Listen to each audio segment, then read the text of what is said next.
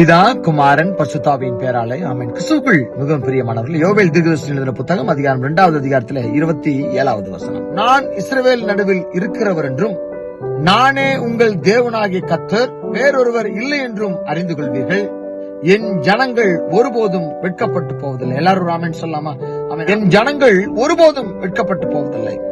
கிறிஸ்துவுக்குள் மிக பிரியமானவர்களே, இஸ்ரவேல் மக்கள் வெட்டுக்கிளியினாலும் பல்வேறு இன்னொருனாலும் அகப்பட்டிருந்த வேளையில ஆண்டவர் ஆறுதல் அளிக்கக்கூடிய ஒரு வார்த்தையை சொல்கிறார். இழந்து போனதை, என்னென்ன கஷ்டங்களால என்னென்னலாம் இழந்து போனீங்களோ அது எல்லாத்தையும் மீட்டு தரும் பொருட்டு நான் உங்கள் நடுவில இருக்கிறேன் என்று சொல்லி இழந்ததை மீட்டு தருகின்ற கர்த்தர் நம்முடைய நடுவில் நின்று நானே கர்த்தர் என்று சொல்கிறார். வேற யாருக்கு நீங்க அந்த முக்கியத்துவத்தை கொடுத்து விடாதீங்க. நானே கர்த்தர், எனக்கான முக்கியத்துவத்தை நீங்க கொடுங்கள் என்று சொல்லி இஸ்ரவேல் மக்களுக்கு உணர்த்துகிறார். அதோடு மாத்திரமல்லங்க, நீங்க வெட்கப்பட்டு போவதில்லை. எந்த ஒரு மக்கள் முன்னாடியும், எந்த ஒரு மனிதர்கள் முன்னாடியும் நான் இஸ்ரவேல் மக்களை வெட்கப்படுத்த விடமாட்டேன் என்று சொல்லி ஆண்டவர் அங்கே வாக்குரைக்கிறார். அதே வாக்கு தத்தத்தை தேவன் நமக்கு தருகிறார்.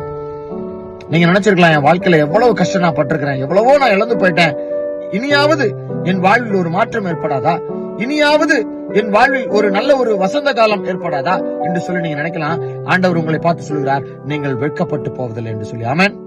கிறிஸ்துவுக்குள் மிக பிரியமானவர்களே, நீங்க ஆண்டவருக்குரிய முக்கியத்துவத்தை நீங்க தருகின்ற பொழுது, ஆண்டவரால் மாத்திரம்தான் நாம் இழந்ததையெல்லாம் தர முடியும் என்று சொல்லி நீங்க விசுவாசிக்கின்ற பொழுது அதை நீங்கள் பெற்றுக் கொள்கிறீர்கள். நானே கர்த்தர் என்று ஆண்டவருடைய ஜனங்கள் அறிந்து கொள்ளும் பொருட்டு என்று சொல்லி வேதம் அழகாக போட்டிருக்கிறது. அவரை தாங்க நாம் தேவனோடு அறிந்து கொள்ள வேண்டும். அவரால் மாத்திரம்தான் நான் இழந்து போன அனைத்தையும் மீட்டு தர முடியும், நான் இழந்து போன அனைத்தையும் அவரால் திருப்பி எனக்கு தர முடியும் என்று சொல்லி நீங்க விசுவாசிக்கின்ற வேளையில ஆண்டவர் செயல்பட ஆரம்பிக்கிறார். அவருக்குரிய முக்கியத்துவத்தை கொடுங்க.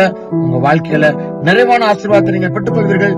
நீங்க ஒருபோதும் வெட்கப்பட்டு போக ஆண்டவர் அனுமதிக்கவே மாட்டார். கர்த்தர் தாமே நம்மோடு கூட இருந்து உங்களுடைய வாழ்வை வெட்கப்பட விடாமல் எல்லா சூழ்நிலையிலும் நீங்க இழந்து போன அனைத்து கொள்ளும் பொருட்டு ஆண்டவர் உங்களை உயர்த்தி ஆசீர்வதித்து பாதத்தில் காத்துக் கொள்வாராக. ஆமென். God bless you.